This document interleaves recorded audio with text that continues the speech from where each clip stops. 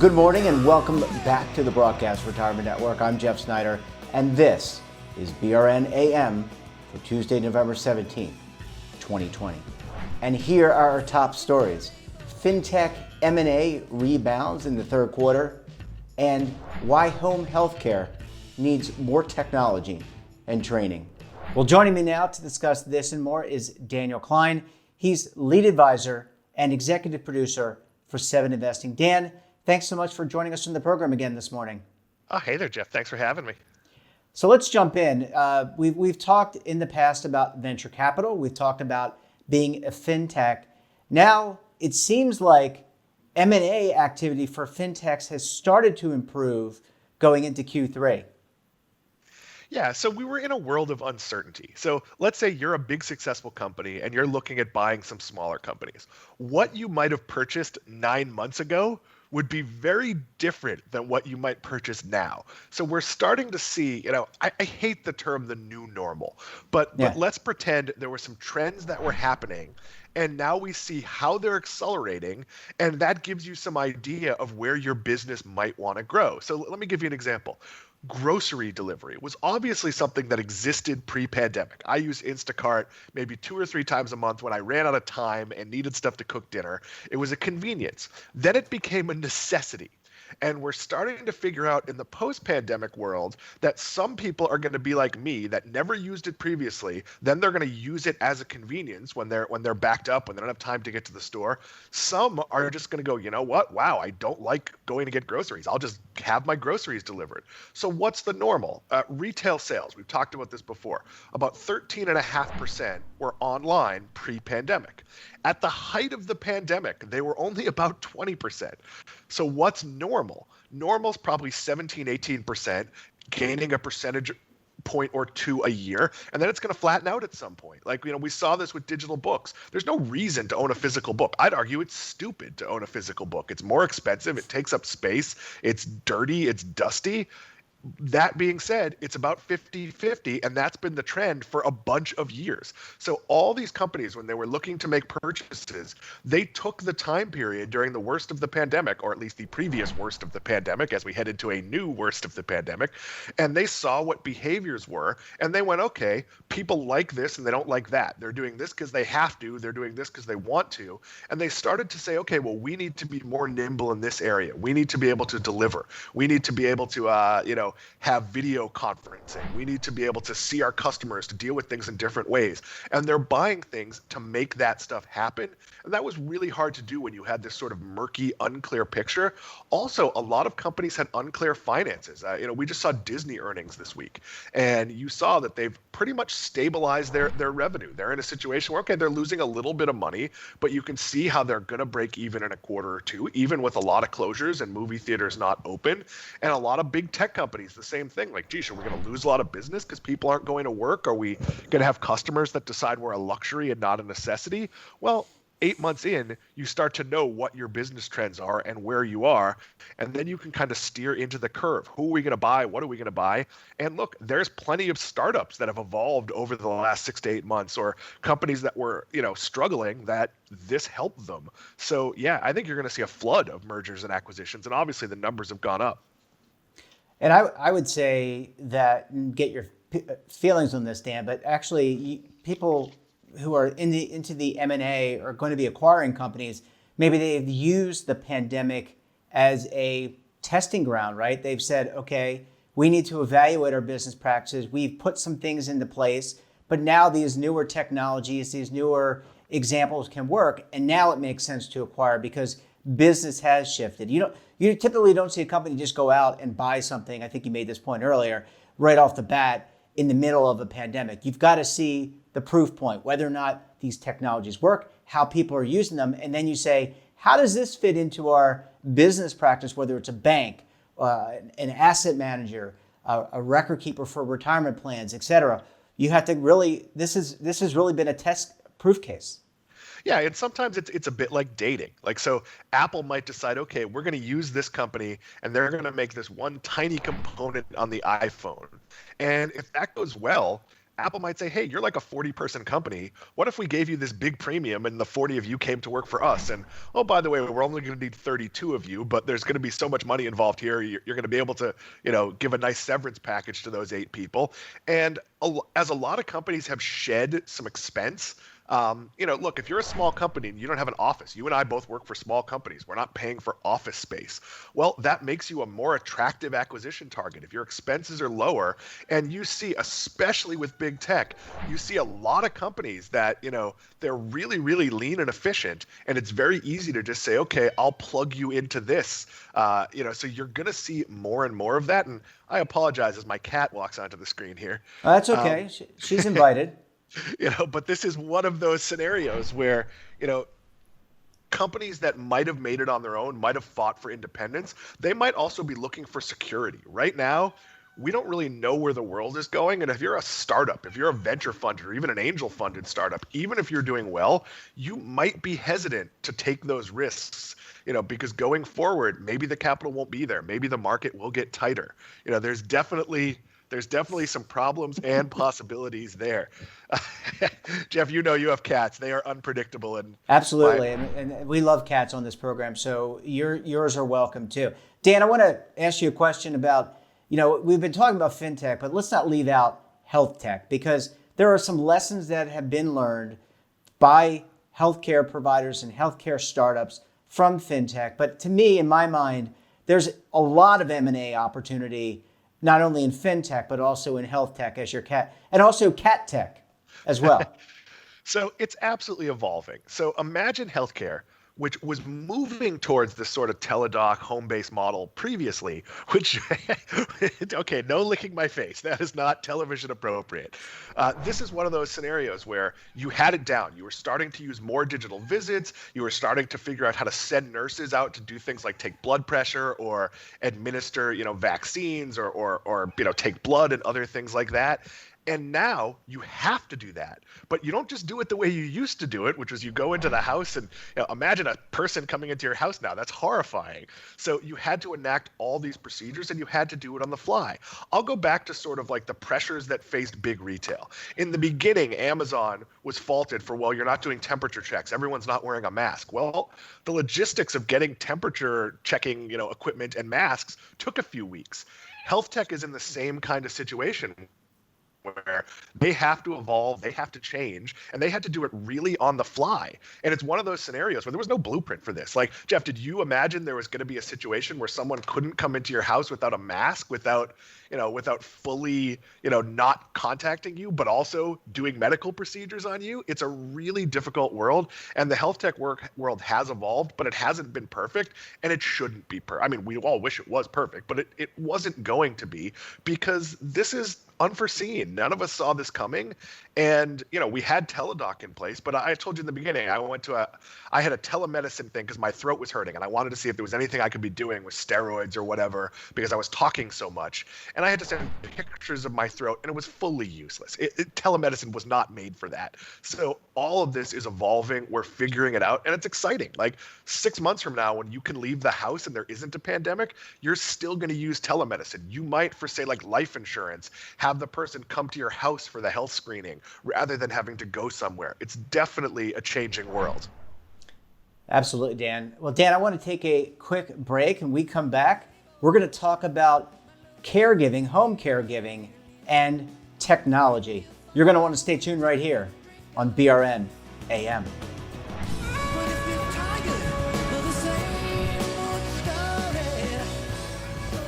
Imagine a new television network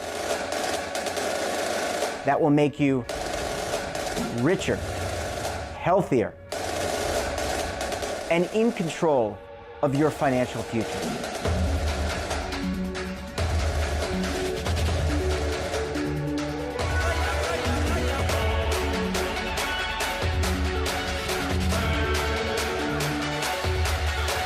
This network is for the policewoman in Nashville, Tennessee, the baker in Dubuque, Iowa, the teacher in Lexington, Kentucky. We want to make the idea of savings and retirement culturally relevant. But what do you see as a defining issue of the midterms? especially for the smaller businesses. I mean, they are the lifeblood of the American economy.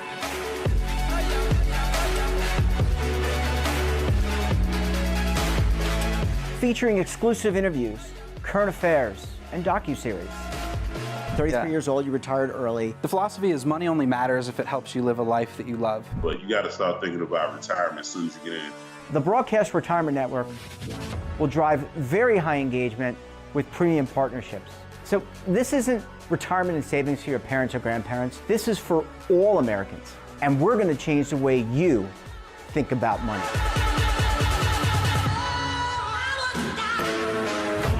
Welcome to the next frontier of retirement and savings.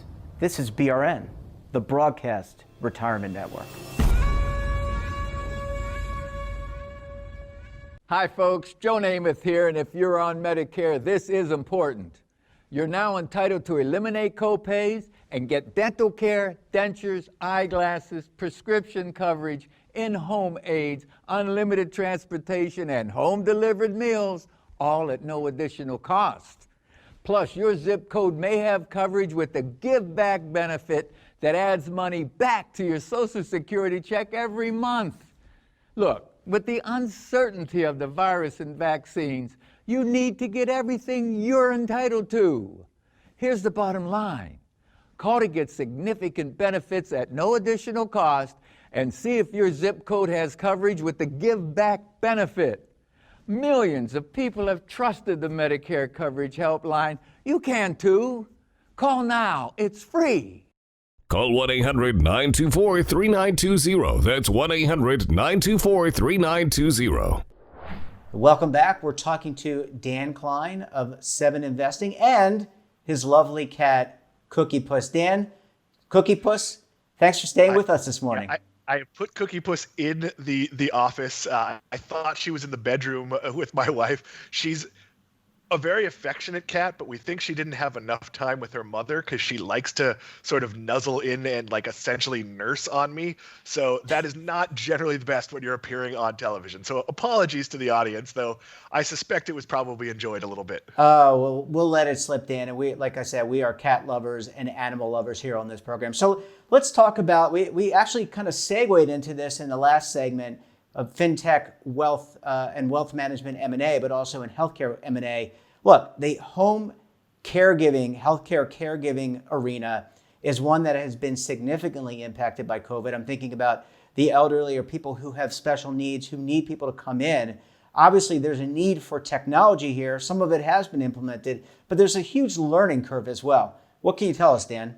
Yeah, so the challenge is this is a very vulnerable population, but it's not necessarily one that could say, okay, I'm not going to have the person that comes in and helps me. So, maybe you're getting help, taking a shower or shaving or getting dressed or all the like basic things. Well, that person now needs a new level of screening. And at first it was, okay, put on a mask, wear the gloves, wash your hands. We're moving towards, I find the temperature check pretty meaningless. A digital thermometer is not, all that reliable. But we're pretty close to where it's going to be, okay, every morning you come in and take a test. It's going to be just like the procedure for, say, getting on a cruise ship or maybe even going to a sporting event where you're either going to have to show that you have a vaccine, show that you've taken a test within the last 24 hours, or right there, you're going to take a rapid test. And are those tests perfect? They're not. But if you're being tested every day, it's very likely that we're going to be able to minimize exposure. So let's say you take a test on Monday, you're negative, Tuesday, you're positive. Well, the people you were in contact with Monday and Tuesday, will be notified, they'll be isolated, there'll be increased procedures. We're getting there really quickly, and this is a testament to science. It is really impressive how quickly we've put in not just procedures, but the fact that we have multiple vaccines coming down the road that look very likely to be highly effective. And, the Pfizer vaccine, which is 90+% effective, what does that mean? It's going to greatly minimize how many people get COVID-19, which is going to allow us to stamp it out faster because the people who do get it, we can quarantine them, we can isolate them. The less people that have it, the less people that get it, eventually it, quote, goes away. Whether it ever actually fully goes away, we don't know. It depends which expert you talk to. But with those elderly, vulnerable populations, you have to be doubly vigilant because look, if you and I get it, there's every chance we're going to be asymptomatic. We're going to have a mild case. Even if we have a serious case, we're not going to be that sick. But if somebody who's, 85 and already compromised gets it, they're going to die. So, I mean, not always, but usually. So we're going to have to continue to be really careful with those populations. And I'll give everybody a warning. And I hate saying this. It's Thanksgiving coming up. Cancel your Thanksgiving plans. Don't have a family gathering. I know that sounds awful, but Thanksgiving and Christmas this year should be virtual. They should be with people that are already sort of within your bubble. And again, that sounds awful. Look, I haven't seen my mom in 8 months. That's terrible. But right now, that's the best thing for her. She's in her 70s. It is not safe for her to get on a plane and fly to Florida, even if she were to say quarantine in a hotel room for 2 weeks. How practical is that? So, I limit. I have one cousin that I see because I know his healthcare procedures are good. I have one friend who I've done some things with because, again, I know he's being tested and is in a situation where he's taking care of himself. You have to limit your contact. And if you're a healthcare worker, you have to 100% limit your contact because you can infect people. And it's a scary, scary world. But, Jeff, we'll get out of this at some point. This will be over, and let's have Thanksgiving maybe in June this year. That might make more sense. And Dan, when it comes to we've talked about the home care, the people that come and actually take care, they visit the home, and by and large, those people are not paid a tremendous amount of money, and I think that's one of the reasons why you have a deficit of people there that can actually support home care and health care. But technology can be integrated there. It can be used for monitoring. It can be used.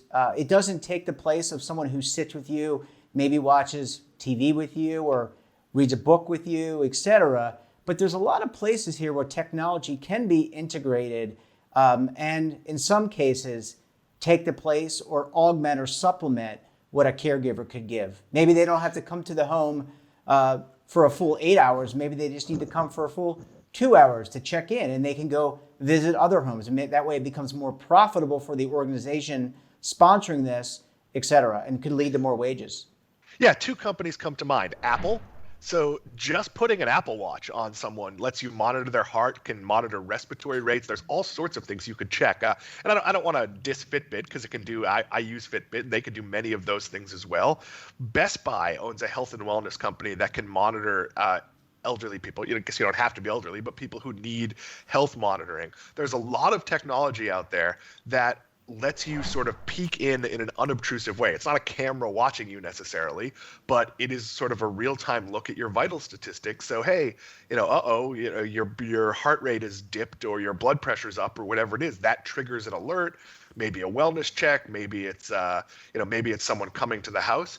Absolutely, that technology exists. And some things like reading you a book, maybe your person who needs that is not the most digitally adept, but there's lots of really, really easy technology. I have an Amazon Echo Show, which is it's an Alexa device, sorry for saying that word out loud, that's basically a screen.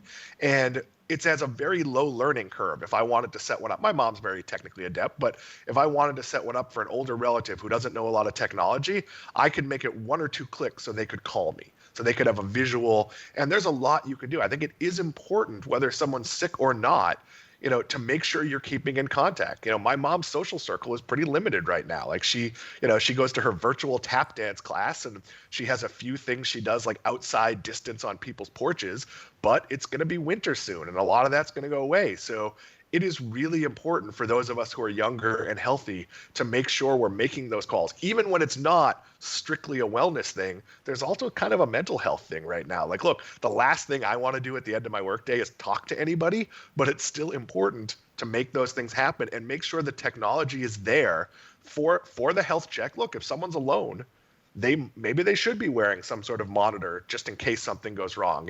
I wouldn't think twice if my mother didn't call me for 36 hours. Well, a lot of people wouldn't think twice. And what if something has happened? So yeah, there's very simple technology that you can tie in. I mean, you can wear an Apple Watch and share your heartbeat with somebody else. And that sounds morbid, but it's a way people can encourage each other to exercise. There's all sorts of things. I really think it's something families should talk about. And just if you're going to go away, and this sounds awful, you make a plan for who's going to watch your cats, who's going to take care of you have to do the same thing for people. And right now that's a little bit harder. Even having a cat sitter come over is a little bit harder because we're not there, but you still have to make sure everything is, sanitized and sterilized, and when you come back that you're not going to be transmitting. This is ugly, but a lot of these are good practices going forward, even in a non-pandemic world. I mean, you still have to be careful with your immune system when you're older. It's a problem we have here in Florida. We've seen it, spread through nursing homes is very quickly. They've gotten a lot better with it, but there's lots we could be doing with technology. Yeah, absolutely. And it couldn't come at a more needed time. Well, Dan, a pleasure talking with you and with Cookie Puss. Enjoy the rest of your day, and we'll talk to you again very soon. Jeff, I appreciate it. Apologize for the distractions. And that wraps up this episode of BRN AM. Have a topic of interest or someone you think we should talk to? Then drop us a line. And don't forget, for all the news in retirement, markets, technology, personal finance, so much more, check out our daily newsletter, The Morning Pulse. So until tomorrow, I'm Jeff Snyder. Stay safe, keep on saving, and don't forget, roll with the changes.